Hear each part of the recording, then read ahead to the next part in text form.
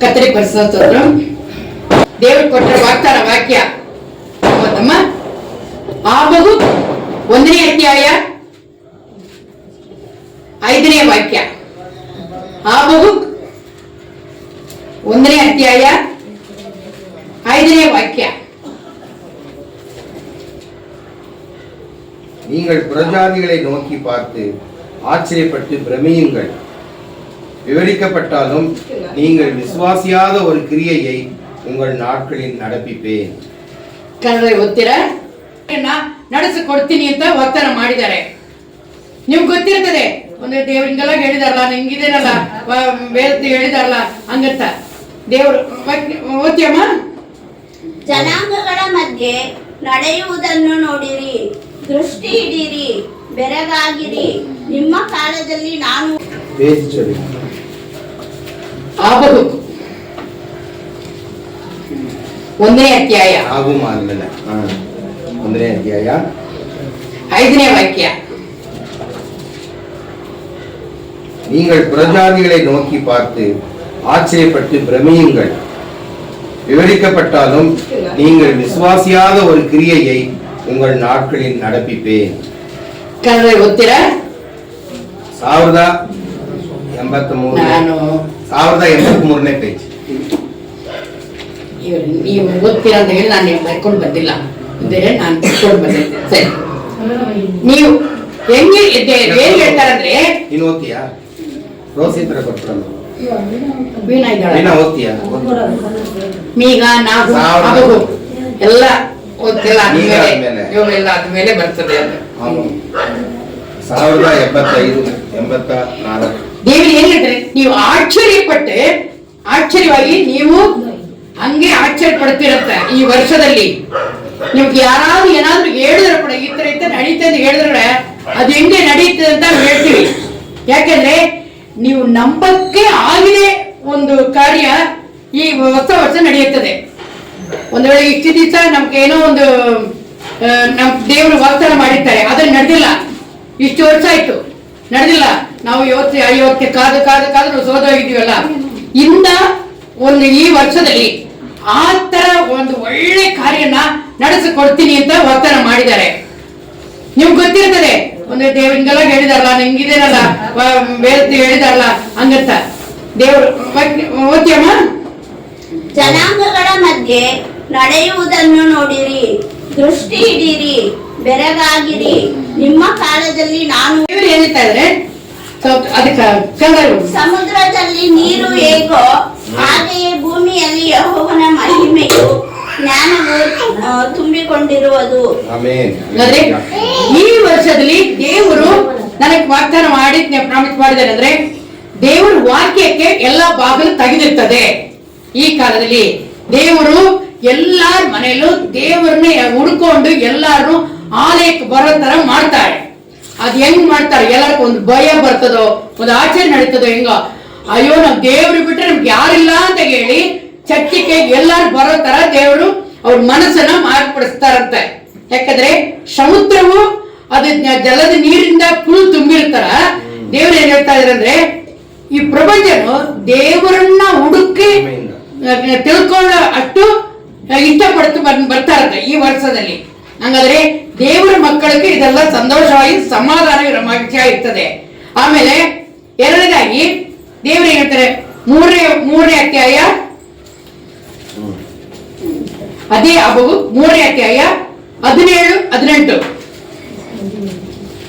ನಿಮ್ಮಲ್ಲಿ ಏನು ಇದೆಯೋ ಇಲ್ವೋ, ಆದ್ರೆ ಸಂತೋಷಕ್ಕೆ ಸಮಾಧಾನ ಕೊರತೆನೇ ಇರಲ್ವಂತೆ. ಹಂಗಾದ್ರೆ ದೇವ್ರು ಏನ್ ಮಾಡ್ತಾರೆ, ಎಲ್ಲಾನು ವಾಗ್ದಾನ ಮಾಡಿ ನಾವು ಆಚರಣೆ ಮಾಡಿ ಕೊಟ್ಟೇ ಕೊಡ್ತಾರೆ.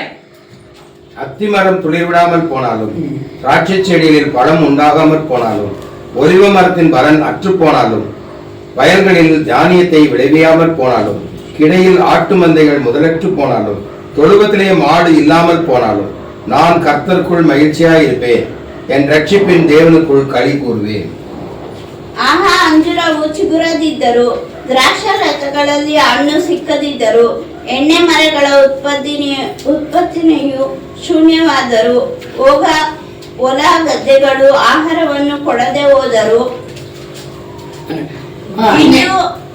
ಇಂದು ಹತ್ತಿ ಒಳಗಿಂದ ನಾಶವಾದರೂ ಮಂದೆಯು ಕೊಟ್ಟಿಗೆಗಳೊಳಗೆ ಇಲ್ಲದಿದ್ದರೂ ನಾನು ಯೆಹೋವನಲ್ಲಿ ಉಲ್ಲಾಸಿಸುವೆನು.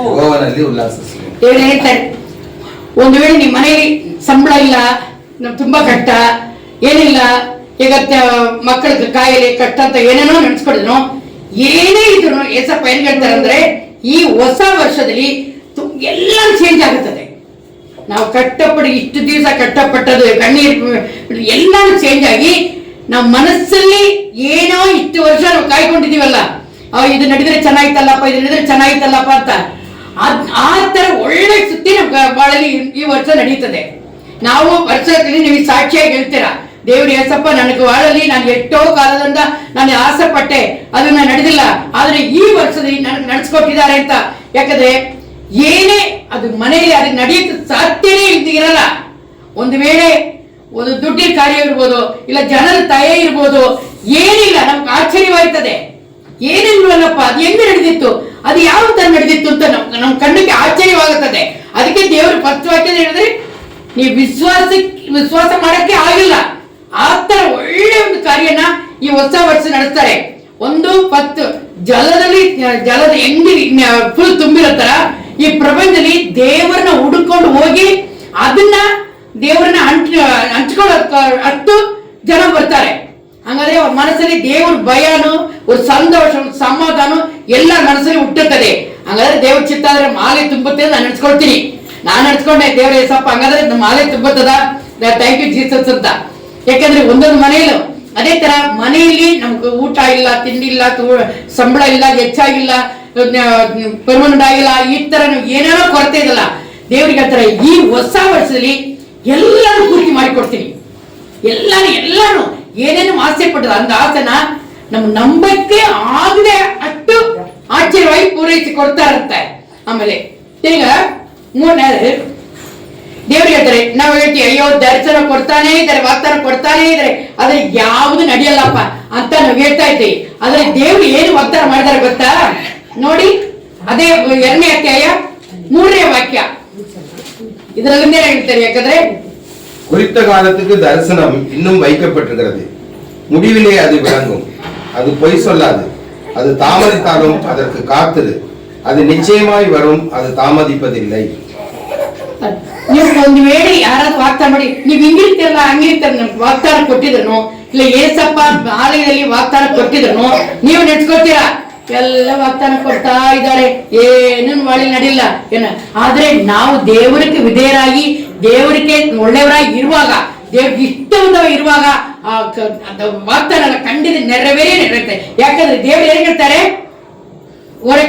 ಮೊದಮ, ಅದು ಕ್ಲುಪ್ತ ಕಾಲದಲ್ಲಿ ನೆರವೇರತಕ್ಕದ್ದು, ಆದರೆ ಆ ಒಳ್ಳೆ ಕಾಲಕ್ಕೆ ನೆರವೇರೋದು, ಆದರೆ ಪರಿಣಾಮಕ್ಕೆ ತ್ವರೆಪಡದಂತೆ ಮೋಸ ಮಾಡದು. ತಡವಾದರೂ ಅದಕ್ಕೆ ಕಾದಿರು, ಅದು ಬಂದೇ ಬರುವುದು, ತಮಸವಾಗದು. ಅದು ತಡವಾಗಲ್ಲ, ಕಟ್ಟಲ್ಲ, ಅದು ಸುಳ್ಳು ಹೇಳಲ್ಲ. ವಾಗ್ದಾನ ಒಂದ್ಸಲ ವಾಗ್ದಾನ ಕೊಟ್ರೆ ಬಂದೇ ಬರ್ತದೆ, ನಡೀತೇ ನಡೀತದೆ.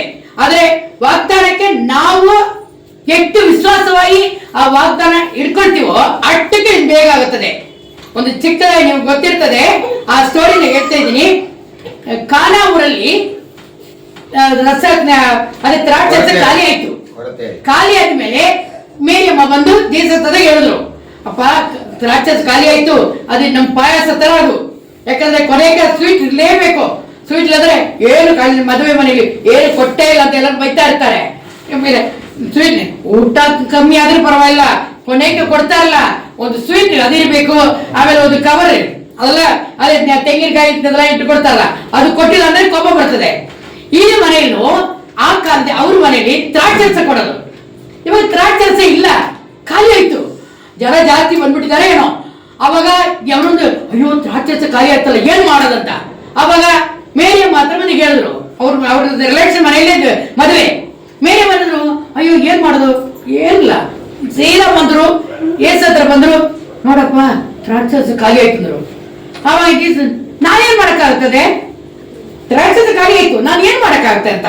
ಅವಾಗ ನನಗೆ ಗೊತ್ತಿಲ್ಲಪ್ಪ ಅಂತ ಅಯ್ಯಮ್ಮ ಅಲ್ಲಿ ಹೋಗ್ಬಿಟ್ಟು ಸರ್ವರ್ ಇರ್ತಾರಲ್ಲ ಅಲ್ಲಿ ಮನೇಲಿ ಕೆಲಸ ಮಾಡೋರು ಅಡಿಗೆ ಮಾಡಿದ್ರ ಅವ್ರು ಏನ್ ಹೇಳ್ತಾ ಅದನ್ನ ಮಾಡಿ ಪ್ರಕಾರ ಮಾಡಿ ಅಂತ ಸತಿ ಏನಾದ್ರು ಹೇಳಿದ್ರ ನನಗೆ ಗೊತ್ತಿಲ್ಲ ಅಂದ್ರು ನಾನೇನ್ ಮಾಡ್ಕಾಗ್ತದ ನಿನಗೆ ನನಗೆ ಏನು ಸಂಬಂಧ ಯಾಕಮ್ಮ ಬಂದು ನನ್ನ ಹತ್ರ ಹೇಳ್ತೀಯ ಅಂತ ಅವ್ರು ಹೇಳಿದ್ರು. ಆದ್ರೆ EMI ಏನ್ ಮಾಡಿದ್ರು ಅಲ್ಲಿ ಹೋಗಿ ಅಡಿಗೆ ಮಾಡೋದ್ರ ಹೋಗಿ ಅವ್ರು ಏನ್ ಹೇಳ್ತಾ ಹತ್ತಿರ ಬಿಡೋಣ ನಾಡಿ ಅಂತ ಏನಪ್ಪ ಬಂದ್ಬಿಟ್ಟು ಅಯ್ಯ ನಾವೇನ್ ಮಾಡ್ಬೇಕು ಅಂತ ಯಾಕೆ ದ್ರಾಕ್ಷಾರ ಖಾಲಿ ಆಯ್ತಲ್ಲ ಅಮ್ಮ ಹೇಳಿದ್ರು ನೀವೇನ್ ಹೇಳ್ತೀರಿ ಅದನ್ನ ನಡೆಯುತ್ತಂತ ಅವ್ರಿಗೆ ನಾನು ಏನು ಹೇಳಿಲ್ಲ ಅಂತ ಹೇಗೆ ಏನೇನೋ ನಡೆದಿರ್ತದ್ದಾರೆ ಮಾತುಕತೆ ಕೊನೆಗೆ ಏನ್ ಮಾಡಿದ್ರು ಇವ್ರೇನು ಓಕೆ ಎಲ್ಲ ಅಲ್ಲಿ ತೊಟ್ಟಿ ಇಳಿದಲ್ಲ ನೀರು ಆ ತೊಟ್ಟಿ ಎಲ್ಲ ಕ್ಲೀನ್ ಮಾಡಿ ಎಲ್ಲ ನೀರು ತುಂಬಿ ಆಯ್ತು ಹೋದ್ರವರು ಎಲ್ಲ ಇದು ಎಲ್ಲ ಇತ್ತು ತೊಟ್ಟಿಗಳೆಲ್ಲ ಇತ್ತು ಎಲ್ಲ ನೀರೆಲ್ಲ ಕ್ಲೀನ್ ಮಾಡಿ ನೀರು ತುಂಬಿ ಆಯ್ತು ಅದೇನ್ ಹೇಳಿದ್ರು ತುಂಬಿದ್ದೀರಾ ಕೊಡಿ ಅಂದ್ರು.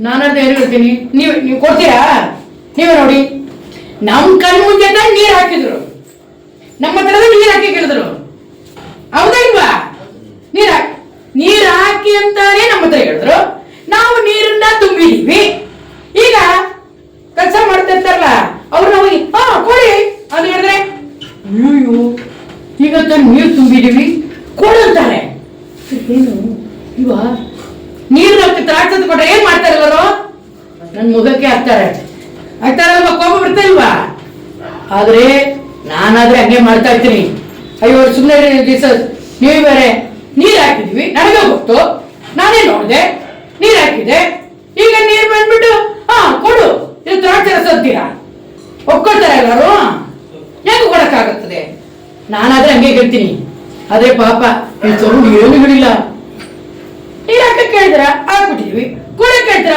ಕೊಡ್ತೀವಿ ಅಂತ ಹೇಳಿ ಏನ್ ಮಾಡಿದ್ರು ಎತ್ಕೊಂಡು ಹೋಗಿ ಎಲ್ಲರಿಗೂ ಲೋಟ ಎಲ್ಲ ಫುಲ್ ಕೊಡ್ತಾ ಇದ್ರು ಆಯಪ್ಪ ನೀರ್ ಕುಡಿದ್ಬಿಟ್ಟು ಜ್ಯೂಸ್ ಕುಡಿದ್ಬಿಟ್ಟು ಎಷ್ಟು ಸ್ವೀಟ್ ಆಗಿದೆ ಎಷ್ಟು ಚೆನ್ನಾಗಿದೆ ಅಂತ ಆದ್ರೆ ಅವ್ರಿಗೆ ಗೊತ್ತಿಲ್ಲ ಇನ್ನೇನು ಬೇರೆ ನೀರೇ ಆದ್ರೆ ಇವ್ರು ಕುಡಿದ್ಬಿಟ್ಟು ಏನ್ ಹೇಳ್ತಾರೆ ಬಂದ್ಬಿಟ್ಟು ಏನಯ್ಯ ನೀವು ಒಳ್ಳೆ ದ್ರಾಕ್ಷಿ ಈಗ ಕೊಡ್ತೀರಾ ಹೊತ್ತು ಚೆನ್ನಾಗಿಲ್ಲ ಅಂದ್ರೆ ಯಾರಕ್ ಮಾತ್ರ ರಹಸ್ಯ ಗೊತ್ತಿರ್ತದೆ ಕಚ್ಚಾ ಮಾರಕ್ ಮಾತ್ರ ರಹಸ್ಯ ಆದ್ರೆ ಇಲ್ಲಿ ಯಾರಿಗೆ ಜನರು ಒಳ್ಳೆ ಟೇಸ್ಟ್ ಆಗಿರುತ್ತೆ ಇದಕ್ಕೆ ಒಂದು ಹೇಳ್ತಾರೆ ಹೇಗಿದ್ರೆ ದ್ರಾಕ್ಷಿ ರಸ ಕೊಡು ಅಂತ ಹೇಳಿರ್ತಾನೆ ನಾನಂದ್ರೆ ಜೀಸಸ್ ನಾನು ಕೊಡಕ್ಕಾಗಲ್ಲಪ್ಪ ಅಂತ ಹೋಗಿರ್ತೀನಿ ಆಮೇಲೆ ಬೇರೆಯವ್ರಿಗೆ ಹೇಳ್ತಾರೆ ಎಲ್ಲ ಬಂದ್ಬೋದು ಎಷ್ಟು ಟೈಮ್ ಆಗಿರ್ತದೆ ನೋಡಿ ಅಲ್ವಾ ಆದ್ರೆ ಏನ್ ಮಾಡಿದ್ರು ಕೊಡಕ್ ಹೇಳಿದ್ರು ಕೊಡ್ತೀನಿ ಎಷ್ಟೊಂದು ನಾವು ಒಳ್ಳೆ ವಿಶ್ವಾಸ ಅವ್ರಿಗೆ ಅದೇನು ಆಶ್ಚರ್ಯ ಅಂದ್ರೆ ಜೀಸಸ್ ಹೇಳಿದ್ರ ಕೊಡ್ಬೇಕು ಅಷ್ಟೇ ನಾವು ತಡ ಮಾಡಿದ್ರೆ ಯಾರಿಗೆ ನಷ್ಟ ನೀವು ಹೇಳಿ ನಾನು ಕೊಟ್ಟಿಲ್ಲ ಅಂದ್ರೆ ಮದುವೆ ಮನೆಯಲ್ಲಿ ಜ್ಯೂಸ್ ಕೊಟ್ಟರು ಜೀಸಸ್ ಜ್ಯೂಸ್ ಇವಾಗ ಖಾಲಿ ಆಯ್ತು ಜೀಸಸ್ ಹೇಳ್ತಾರೆ ಕೊಡಂತ ನಾನು ಕೊಟ್ಟಿಲ್ಲ ಅಂದ್ರೆ ಯಾರಿಗೆ ನಷ್ಟ ನನಗ್ ತಾನೆ ಏನು ಜ್ಯೂಸೇ ಬಂದಿಲ್ಲ ಹೇಳ್ತಾ ಇದ್ದಾರೆ ನೀನು ಕೊಡಕ್ ಹೇಳಿದಲ್ಲ ಯಾಕೆ ಕೊಟ್ಟಿಲ್ಲ ನನಗೆ ಹೇಳ್ತಾರ ಇಲ್ವಾ ನಾವ್ ಏನ್ ಮಾಡ್ಬೇಕಾಯ್ತು ಜೀಸಸ್ ಹೇಳಿದ್ರ ಓಕೆ ನೀರ್ ಹಾಕಿದ್ರೆ ನಾನೇ ಕಣ್ಣಿಂದ ನೋಡಿದ್ರೆ ನಾನೇ ಈಗ ಜೀಸಸ್ ಕೊಡಂತಾರೆ ಓಕೆ ಕೊಡ್ತೀನಿ ನನ್ ಕೆಲಸ ಏನು ಜೀಸಸ್ ಹೇಳೋ ಮಾತನ್ನ ಹಂಗೆ ಇಟ್ಕೋಬೇಕು ವಿಶ್ವಾಸ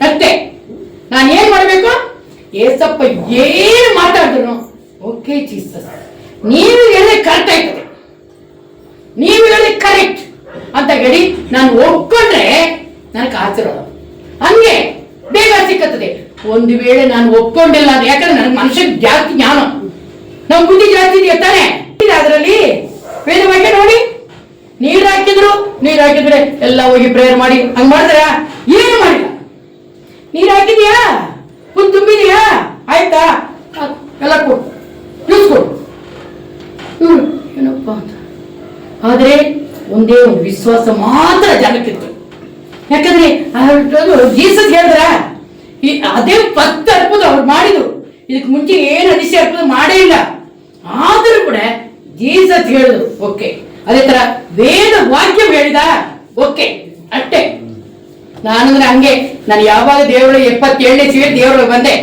ಆವಾಗಿಂದ 1ನೇ ತಾರೀಕಿ ಕ್ರಿಸ್ಮಸ್ಗೆ 1 ತಿಂಗಳಿಗೆ ಯಾವಾಗ ವಾಗ್ದಾನ ವಾಕ್ಯ ಕೇಳಿದ್ರೆ ಹಂಗ ಬರ್ಕೊಂಡ್ಬಿಟ್ಟು ನಾನು ಹೇಳಿದೆ ಕೊಟ್ಟಿರೋ ಮರ್ತೊಂಡ್ಬಿಡ್ತಾರೆ ನನ್ಗೆ ಗೊತ್ತಿಲ್ಲ.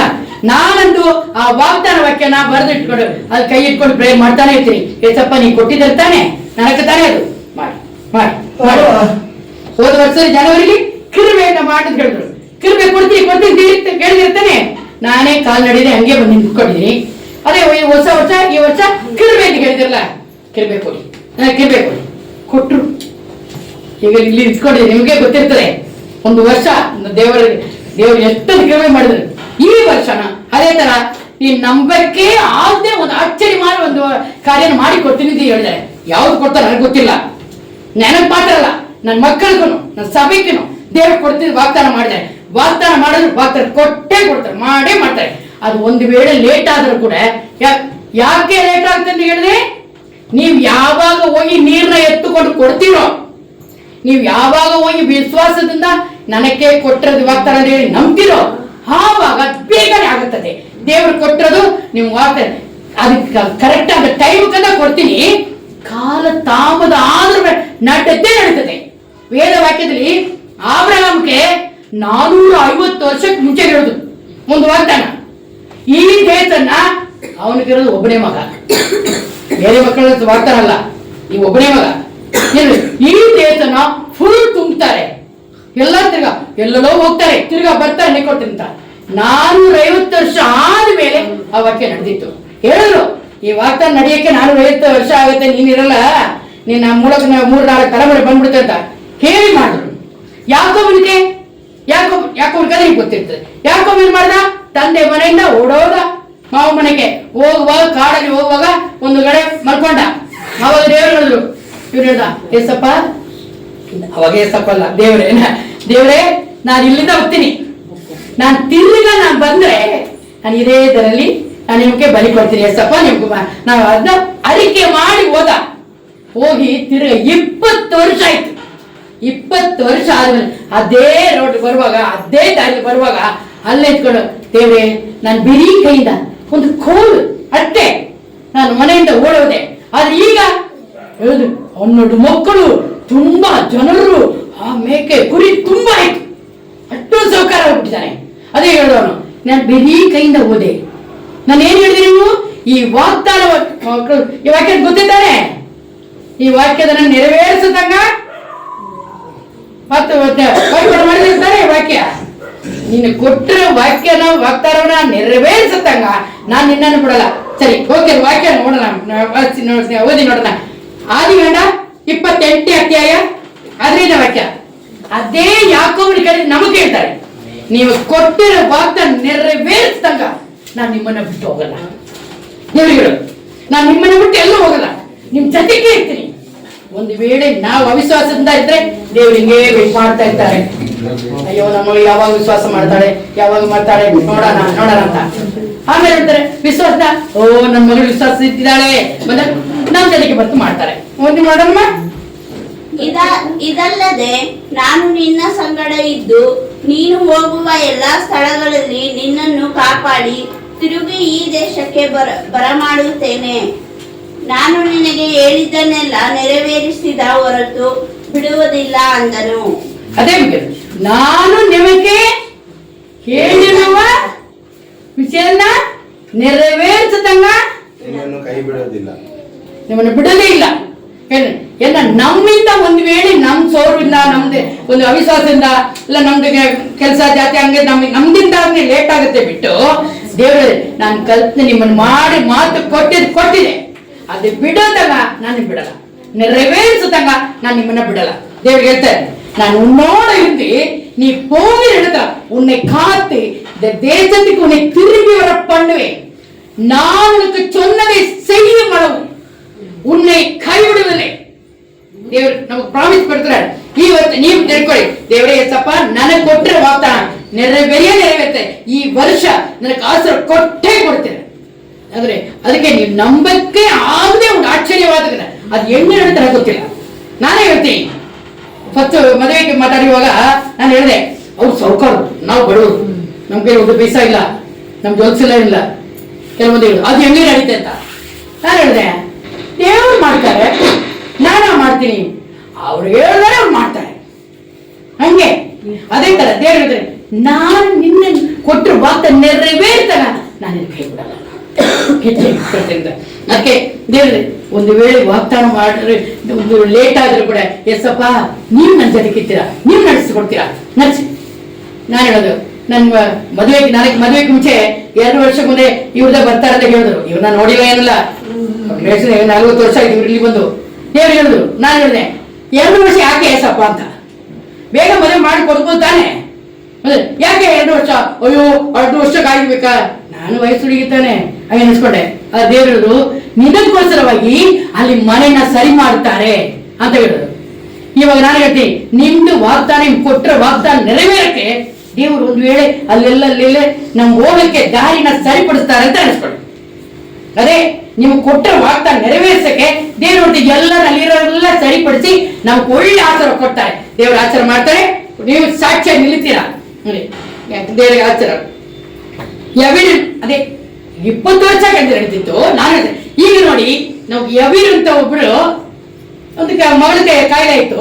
ನನ್ನ ಮಗಳು ಸೆತ್ತೋಗ್ತಾ ಮರಣ ಇದ್ದಾಳೆ, ಕಾಯಿಲೆ ಇದ್ದಾಳೆ. ಜೀಸಸ್ ಬಂದು ನನ್ನ ಮಗಳು ವಾಸಿ ಮಾಡಿ ಅಂತ, ಓಕೆ ಬರ್ತೀನಿ ಅಂತ ಹೇಳಿ ಜೀಸಸ್ ಬರ್ತಾ ಇದ್ರು. ಆದ್ರೆ ದಾರಿಯಲ್ಲಿ ಜೀಸಸ್ ಮೇಲೆ ಬಿಡ್ತಾರೆ ಎಲ್ಲಾರು. ದಾರಿ ಒಬ್ರು ಬಂದ್ರು, ಜೀಸಸ್ ನನಗೆ ಬಾಚಿಕೊಂಡು ಜೀಸಸ್ ಇವ್ರು ಎಲ್ಲರೂ ಒಬ್ಬೊಬ್ರಿಗೆ ವಾಸಿ ಮಾಡಿ ಕೊಟ್ಟು ಬರೋಷ್ಟಲ್ಲಿ ಟೈಮ್ ಆಯ್ತು. ಅವ್ರು ಬಂದ್ಬಿಟ್ಟು ಅಯ್ಯ ಯಾಕೆ ಅವ್ರು ಕರಿತೀರ, ಬೇಡ ಮಗಳು ಸತ್ತೋಗ್ಬಿಟ್ಟಿದ್ದಾಳೆ ಬಿಟ್ಬಿಡಿ, ಇವ್ರಿಂದ ಹೋಗ್ಬಿಟ್ಟೆ ನೆನೆಸ್ಕೊಂಡು ನೀವೇ ನೆನೆಸ್ಕೊಳ್ಳಿ. ಜೀಸಸ್ ಬೇಗ ಹೋಗಿರ್ಬೋದಾನೆ, ನಾವು ನೆನೆಸ್ಕೊಳ್ತಿಲ್ಲ. ಯಾಕೆ ಇಷ್ಟು ತಡ ಮಾಡಿದ್ರು, ಮಗಳು ಸತ್ತೋಗ್ಬಿಟ್ಟಿದ್ದಾಳಲ್ಲ, ನಾವು ಬೇಜಾರಾಗುತ್ತಲ್ಲ, ನಮಗೂ ಬೇಜಾರಾಯ್ತು. ನೋಡಿದ್ರು ಜೀಸಸ್ ನಿನ್ ಮಗಳು ಸತ್ತೋಗ್ಬಿಟ್ಟಿದ್ದಾಳೆ, ಯಾಕೆ ಅವ್ರನ್ನ ತೊಂದರೆ ಮಾಡ್ತಾರೆ ಬಿಡಿ ಅಂತ. ಅವಾಗ ಜೀಸಸ್ ನೋಡ್ಬಿಟ್ಟು ಭಯ ಪಡಬೇಡ, ನಿನ್ ಮಗಳು ಸತ್ತೋಗಿಲ್ಲ. ಎಲ್ಲ ಊರಿ ಜನ ಎಲ್ಲ ಹೇಳಿದ್ರು ಅವಳು ಸತ್ತೋಗ್ಬಿಟ್ಟಿದ್ದಾಳೆ ಅಂತ. ಆದ್ರೆ ಜೀಸಸ್ ಮಾತ್ರ ಏನ್ ಹೇಳಿದ್ರು, ಅವಳು ಸತ್ತೋಗಿಲ್ಲ, ಅಲ್ಲಿದ್ದಾಳೆ, ಹೋಗೋಣ. ಹಾಗೆ ಅವರಿಗೆ ಜೀಸಸ್ ಹೇಳಿದ್ರ ಬೇಡ ಜೀಸಸ್ ಸತ್ತೋಗೋದು ಹತ್ಕೊಂಡ್ರ ಅವರು.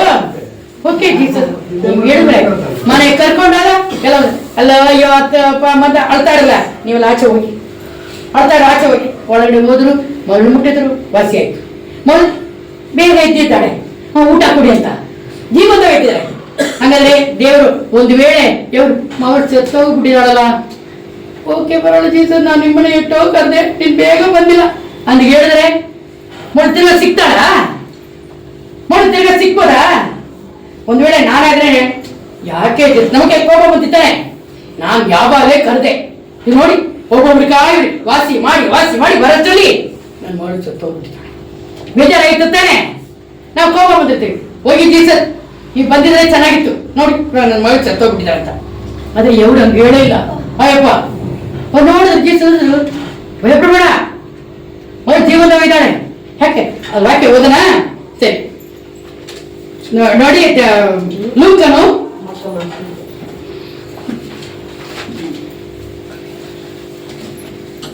8ನೇ ಅಧ್ಯಾಯ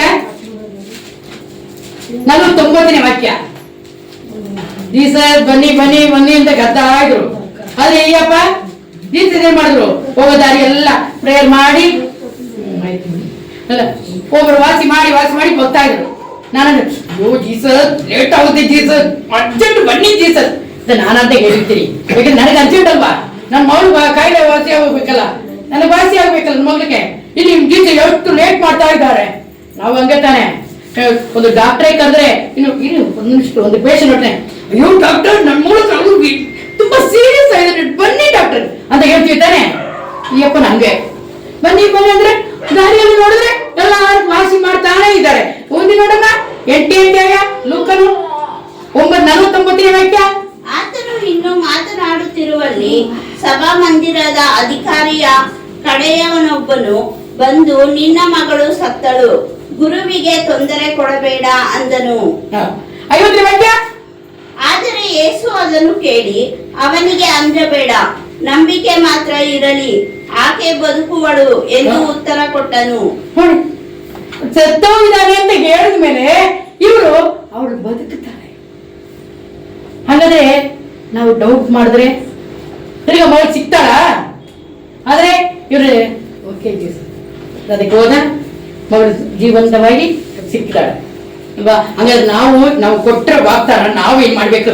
ಎಸಪ್ಪ, ಈ ವಾಗ್ದಾನ ನನಗ್ ಕೊಟ್ಟಿದ್ದೀರಾ, ನನಗೆ ನಂಬಕ್ಕಾಗಲ್ಲ, ಅದು ಹೆಂಗ ನಡೀತಾ ಗೊತ್ತಿಲ್ಲ, ಆದ್ರೆ ದೇವರ ಕೃಪೆಯಿಂದ ಆಶ್ಚರ್ಯವಾಗಿ ನಡೆಸ್ಕೊಡ್ತೀರಾ.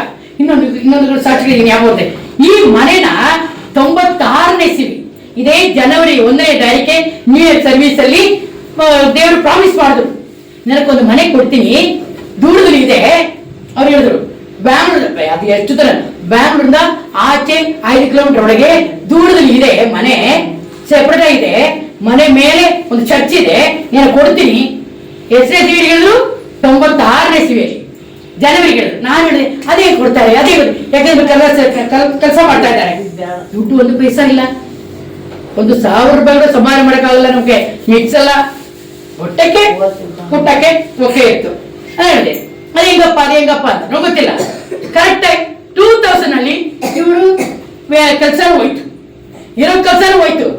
ಈಗ ಹೊಟ್ಟೆ ಬಾಡಿಗೆ ಏನ್ ಮಾಡೋದು? ಆದ್ರೆ ದೇವ್ರು ಹೇಳ್ತಾರೆ, ಯಾಕಮ್ಮ ಯೋಚನೆ ಮಾಡಿದ್ಯಾ? ಇಷ್ಟು ದಿವಸ ನನ್ನ ಗಂಡ ಒಳ್ಳೆ ಸಂಪಾದನೆ ಮಾಡ್ತಾರೆ, ಅವ್ರು ಚೆನ್ನಾಗಿ ಮಾಡ್ತಾರೆ, ನಮ್ಮ 3 ಮಕ್ಕಳು ಓದಿಸೋದು ಅಂತ. ಈಗ ಕೆಲಸನೂ ಹೋಯ್ತು, ಈಗ ಯಾರು ನೀವೇ? ನಾನು ಹೋಗಿ ನಾನು ಏಸಪ್ಪನೇ ಹಿಡ್ಕೊಳ್ತೀನಿ, ನಿಮ್ಮನೆ ಹಿಡ್ಕೊಂಡು ಕೆಲಸ ಹೋಯ್ತು. ಇವಾಗ ಏನ್ ಮಾಡೋದು? ನಾನೇ ನೋಡಿ ಏಸಪ್ಪ ನೋಡ್ಕೊಳ್ತಾರೆ. ಈ ಮನೆ ಆಶ್ಚರ್ಯ ಹೋಯ್ತು. ಕೊಟ್ಬಿಟ್ಟು ಓನರು ಕೊಟ್ಬಿಟ್ಟು ಒರಿಜಿನಲ್ ಪೇಪರೇ ಕೊಟ್ಬಿಟ್ಟಿದ್ದಾರೆ. ನೀವು ಯಾವಾಗ ದುಡ್ಡು ಕೊಡ್ಬೋದು, ಯಾವಾಗ ಕೊಡು, ಯಾರು ಕೊಡ್ತಾರೆ? ಅದು ಆಶ್ಚರ್ಯವಲ್ಲ? ನೀವು ನೋಡಿ, ಅದು ಬ್ರೋಕರ್ ಬಂದರು, ಒರಿಜಿನಲ್ ಅದೇಂಗೆ ನಿಮ್ಗೆ ಸಿಕ್ಕಿತ್ತು, ನಮಗೆ ಸಿಕ್ಕಿಲ್ಲ. ಆಶ್ಚರ್ಯ, ದೇವರು ಆಶ್ಚರ್ಯವಾಗಿ ನಡೆಸ್ತಾರೆ.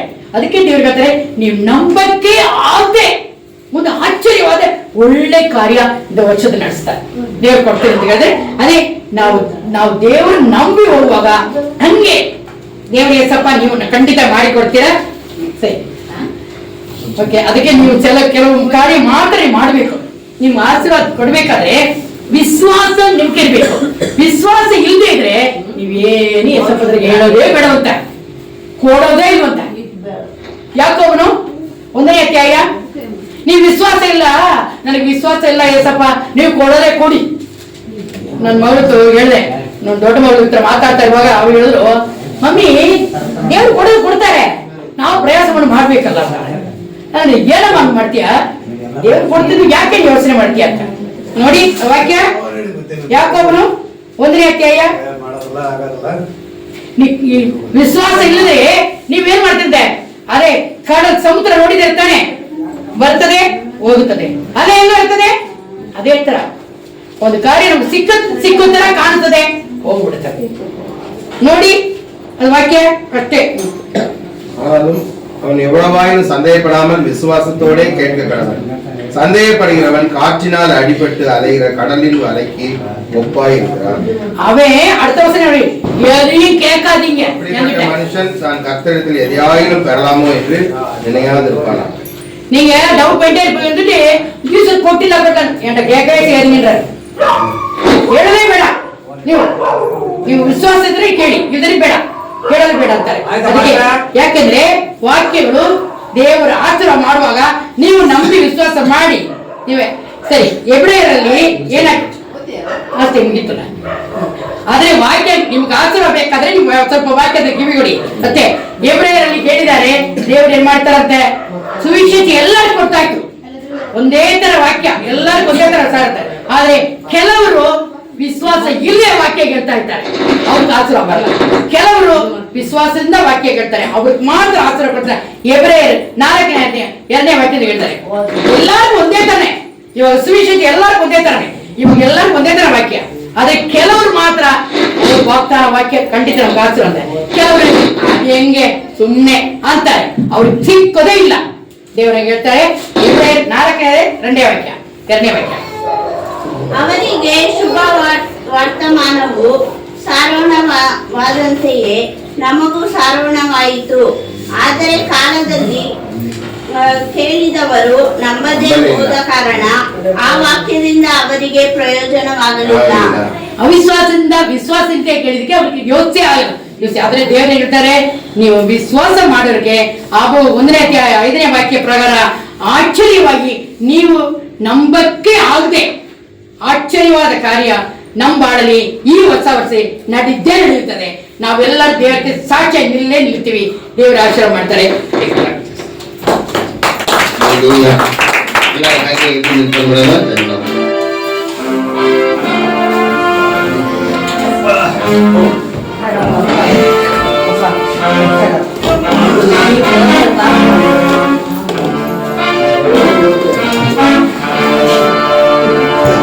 ನಾನು ಸುಖವಾಗಿ ಬಾಳಬೇಕೆಂದು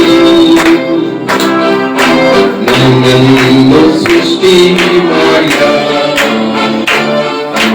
ನಾನು ನಿನ್ನ ಸ್ತುತಿಸಬೇಕೆಂದು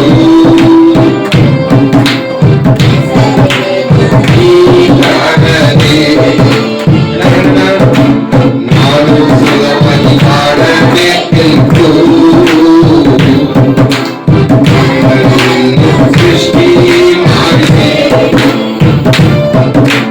ನಾನು ನಿನ್ನ ಸ್ತುತಿಸಬೇಕೆಂದು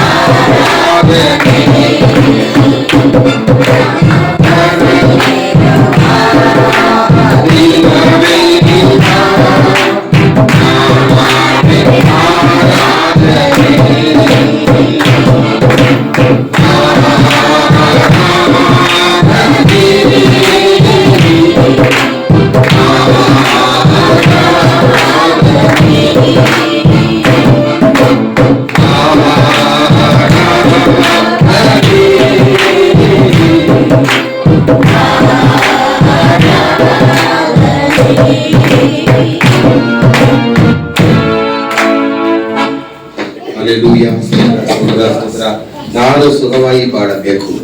ನನ್ನ ಹೆಸರು ಹಿಡಿದು ಕರೆದಿರೋ ದೇವರು ಯೇಸುವೇ, ನಿಮ್ಮ ಸನ್ನಿಧಾನಕ್ಕೆ ಬಂದಿದ್ದೀನಿ. ಎಲ್ಲ ಕೈಗಳ ಮೇಲೆ ಯೇಸಪ್ಪ ಪ್ರಾರ್ಥನೆ ಮಾಡೋಣ. 1 ನಿಮಿಷ. ಯೇಸುವೇ, ನಿನ್ನ ಸನ್ನಿಧಾನಕ್ಕೆ ಬಂದು ಹೊಸ ವರ್ಷ ಒಂದು ವಾಕ್ಯನ ವಾಕ್ಯ ಮೂಲಕ ನಮ್ಮನ್ನು ದೃಢಪಡಿಸಿದಕ್ಕಾಯ್ತು. ಎಷ್ಟೋ ಸಾಕ್ಷಿಗಳನ್ನು ನಾವು ನಂಬಿದೀವಿ. ನಮ್ಮ ಬಾಳಲ್ಲಿ ಮಾಡಿರುವ ಅದೇ ಸಾಕ್ಷಿಗಳು ಬಂದಿರುವ ಪ್ರತಿಯೊಬ್ಬರು ಮನೆಯನ್ನು ನಡೀಲಿಕ್ಕೆ ಯಾರು ನಂಬಿಕೆ ಇರ್ತಾರೋ ಅವ್ರಿಗೆ ನಿಶ್ಚಯವಾಗಿ ಅವ್ರಿಗೆ ಆಶೀರ್ವಾದ ಬಂದೇ ಬರುತ್ತೆ. ಯಾವತ್ತೂ ಆಶಾಭಂಗ ಪಡೋದಿಲ್ಲ ಅಂತ ಹೇಳಿದ್ದೀರಿ. ಅದೇ ತರ ಕರ್ತನೆ ಬಂದಿರೋ ಎಲ್ಲರಿಗೂ ಹೊಸ ಒಂದು ಬೆಳಕು ಅವ್ರ ಮನೆಯಲ್ಲಿ ಜ್ವಲಿಸಬೇಕಾಗಿ ಬೇಡ್ಕೊಳ್ತೀವಿ. ಅದು ಮಾತ್ರವಲ್ಲ, ಯೇಸು ಪರಲೋಕ ಭಾಗಗಳನ್ನು ತೆರೆದು ಯಾಗ ಹಿಡಿಯದಷ್ಟು ಆಶೀರ್ವಾದ ಮಾಡಿದ್ದು ಸುರುಸಿನಿಂದ ನೀವು ನೋಡ್ತೀರಿ ಅಂತ ಹೇಳಿದೀನಿ. ಅದೇ ಪ್ರಕಾರ ಇವರಿಗೆ ಆಶೀರ್ವಾದ ಬರಲಿ. ಬಂದಿರೋ ಪ್ರತಿಯೊಬ್ಬರು ಆಶೀರ್ವದಿಸು, ಬಲಪಡಿಸು. ಈ ಹೊಸ ವರ್ಷಕ್ಕಾಗಿ ಸ್ತೋತ್ರ. ಇದು ಪ್ರಾರಂಭವು ಕರ್ತನೆ ನಾವು ಮಾಡ್ತೀವಿ, ಯೇಸು ಕ್ರಿಸ್ತ ಮೂಲಕ ನಾವು ಶುರು ಮಾಡ್ತೀವಿ. ಆದ್ರೆ ನಿಮ್ಮೊಂದಿಗೆ ನಾವು 25ನೇ ವರ್ಷವನ್ನು ಮುಗಿಸಕ್ಕೂ ದೇವರು ಕೃಪೆ ಮಾಡಿ. ಮಧ್ಯ ಯಾರ್ಯಾರು ಬಲಹೀನರಾಗಿದ್ದಾರೋ ಎಂತವ್ರಿಗೂ ಹೊಸ ಬಲವು ನೀಡಿ ಕರ್ತನೆ. ನಾನು ಅಷ್ಟೇ, ಈ ವರ್ಷ ನನಗೆ ಅಷ್ಟೇ ಅಂತ ಅನ್ಕೊಂಡು ಬಂದಿರೋರಿಗೆ, ಇಲ್ಲ ಮಗನೇ ನಾನು ನಿನ್ನೊಂದಿಗೆ ಇದ್ದೀನಿ, ನಿನ್ನನ್ನು ನಾನು ಕೈ ಬಿಡಲಾರೆ ಅಂತ ಹೇಳಿ ನನ್ನ ಮೇಲೆ ನಂಬಿಕೆ ಇಡು, ನಾನು ನಿನ್ನ ಕರ ಹಿಡಿದು ನಡೆಸುವ ದೇವರು ಅಂತ ಅವರನ್ನ ಧೈರ್ಯಪಡಿಸು ಕರ್ತನೆ. ಯಾರು ಸೋಲೋಗಿ ಬಂದಿದ್ದಾರೆ ಅವರನ್ನ ಬಲಪಡಿಸು. ಕುಟುಂಬದಲ್ಲಿ ಊರಲ್ಲಿ ಇರುವ ನಮ್ಮ ನಂಟರು ಜಾತಿ ಜನರು ಪ್ರತಿಯೊಬ್ಬರಿಗೂ ಕರ್ತನೆ ನಾವು ಅವರಿಗೆ ಆಶೀರ್ವಾದ ಕೊಡುವ ಮಕ್ಕಳಾಗಿ ಇರಬೇಕು. ಇವತ್ತು ಬಂದಿರುವ ಚಿಕ್ಕ ಮಕ್ಕಳಿಂದ ದೊಡ್ಡವರಿದ್ದಾಗ ಯೇಸು ಕ್ರಿಸ್ತನ ಆಶೀರ್ವಾದ ಮಳೆ ಇವಾಗ ಇಳಿದು ಬರಬೇಕಾಗಿ ಬೇಡ್ಕೊಳ್ತೀವಿ. ಇವರಿಗೆ ವಿರೋಧವಾಗಿ ಮಾಡಲ್ಪಡುವ ಸೈತಾನ ಇಚ್ಛೆಗಳು ಯೇಸು ಕ್ರಿಸ್ತನ ನಾಮದಲ್ಲಿ ಹೋಗು ಸೈತಾನೆ ಅಂತ ನಿಮ್ಮ ನಾಮದಲ್ಲಿ ಕಟ್ಟಲೆ ಕೊಡ್ತೀವಿ ಕರ್ತನೆ. ಎಲ್ಲ ಪಿಚಾಚಿಗಳು ಯೇಸು ನಾಮದಲ್ಲಿ ಹೋಗಿ. ಮನೆಯಲ್ಲಿ ಇರುವ ಜಗಳಗಳು, ಹೊಟ್ಟೆ ಕಿಚ್ಚುಗಳು, ಇವರು ವಿರೋಧವಾಗಿ ಮಾಡಲ್ಪಡುವ ಎಲ್ಲ ಮಾಟ ಮಂದಿರಗಳು ಎಲ್ಲ ಬೆಂಕಿಯಲ್ಲಿ ಸುಟ್ಟಾಗ್ತೀವಿ ಕರ್ತನೆ. ಅವರಿಗೆ ಹೊಸ ಬಲ ಉಂಟಾಗಲಿ ಯೇಸು ಕ್ರಿಸ್ತ ನಾಮದಲ್ಲಿ. ಈ 25ನೇ ಇಸ್ವಿಯಲ್ಲಿ ಒಂದು ಭಯಂಕರವಾದ ಒಂದು ಆಶೀರ್ವಾದವನ್ನು ನೀನು ಹೊಂದುತ್ತೀ ಮಗನೇ. ನೀನ್ ನಂಬು. ನಾನು ಆಕಾಶ ಭೂಮಿ ಉಂಟು ಮಾಡಿದ ದೇವರು, ನಾನು ನಿನ್ನೊಂದಿಗೆ ಇದ್ದೀನಿ. ಯಾರು ಹೇಗೆ ಏನೇ ಹೇಳಿದ್ರು ನಂಬಬೇಡ. ಯೇಸು ನಾನು ಸದಾಕಾಲವು ನಾನು ಇನ್ನೂ ಇದ್ದೀನಿ. ನಿನಗಾಗಿ ಒಂದು ಸ್ಥಳವನ್ನು ಆಯತ್ತಪಡಿಸಕ್ಕೆ ಹೋಗಿದ್ದೀನಿ, ಮತ್ತೆ ಬರ್ತೀನಿ ನನ್ನೊಂದಿಗೆ ಕರ್ಕೊಂಡು ಹೋಗೋದಕ್ಕೆ ಅಂತ. ಹೊಸ ಜೀವನ ನನಗೆ ಬೇಕು, ನಿತ್ಯ ಜೀವನ ನನಗೆ ಬೇಕು. ಎಲ್ಲಿದಂಗ ಪ್ರಪಂಚಕ್ಕಾಗಿ ಬಾಳಿದು ಸಾಕು, ಇನ್ನ ನಾನು ಯೇಸುಕ್ಕಾಗಿ ಬಾಳಿದ್ದೀನಿ. ಎಂದು ಹೇಳುವ ಪ್ರತಿಯೊಬ್ಬರನ್ನು ಆಶೀರ್ವದಿಸಿ ಬಲಪಡಿಸು. ಎಲ್ಲ ಯೇಸು ಕ್ರಿಸ್ತನ ಹೆಸರಿನಲ್ಲಿ ಬೇಡ್ಕೊಳ್ತೀವಿ ತಂದೆಯೇ, ಆಮೆನ್. ನನ್ನ ಮನವೇ ಕರ್ತನನ್ನು ಕೊಂಡಾಡು, ನನ್ನ ಸರ್ವಾಂಗೀಯ ಆತನ ಪವಿತ್ರ ನಾಮವನ್ನು ಕೀರ್ತಿಸು. ನನ್ನ ಮನವೇ ಕರ್ತನನ್ನು ಕೊಂಡಾಡು, ಆತನ ಮಾಡಿದ ಉಪಕಾರದಲ್ಲಿ ಒಂದನ್ನು ಅರಿಯಬೇಡ. ಎಲ್ಲ ಸಮಾಧಾನಕ್ಕೆ ಹೆಚ್ಚಾದ ಸಮಾಧಾನ, ಶಾಂತಿ, ಪ್ರೀತಿ, ವಿಶ್ವಾಸ, ನಂಬಿಕೆ ನಮ್ಮೆಲ್ಲರೊಂದಿಗೆ ವಿಶೇಷವಾಗಿ ಇವತ್ತು ಆರಾಧನೆಗೆ ಬಂದು ಯೇಸುವೇ ನನ್ನ ದೇವರು, ಈ 25ನೇ ಇಸ್ವಿ ಕಾಲಕ್ಕೆ ಕೃಪೆ ಮಾಡಿದ ಯೇಸುವಿಗೆ ಸ್ತೋತ್ರ ಅಂತ ಹೇಳಿ ಮತ್ತೆ ಕಡೆಯದಾಗ ನನ್ನ ನಡೆಸಕ್ಕೆ ಅವರು ಸರ್ವಶಕ್ತನಾಗಿದ್ದಾರೆ ಅಂತ ನಂಬಿಕೆ ಇಟ್ಟುವ ಪ್ರತಿಯೊಬ್ಬರೊಂದಿಗೆ ಯೇಸು ಕ್ರಿಸ್ತುವಿನ ಸಮಾಧಾನ, ಸಂತೋಷ ಎಂದಿಗೆಂದಿಗೂ ಯೇಸು ಸ್ವಾಮಿ ಬರೋ ಮಟ್ಟಕ್ಕೆ ಇರಲಿ. ಆಮೇನ್, ಆಮೇನ್.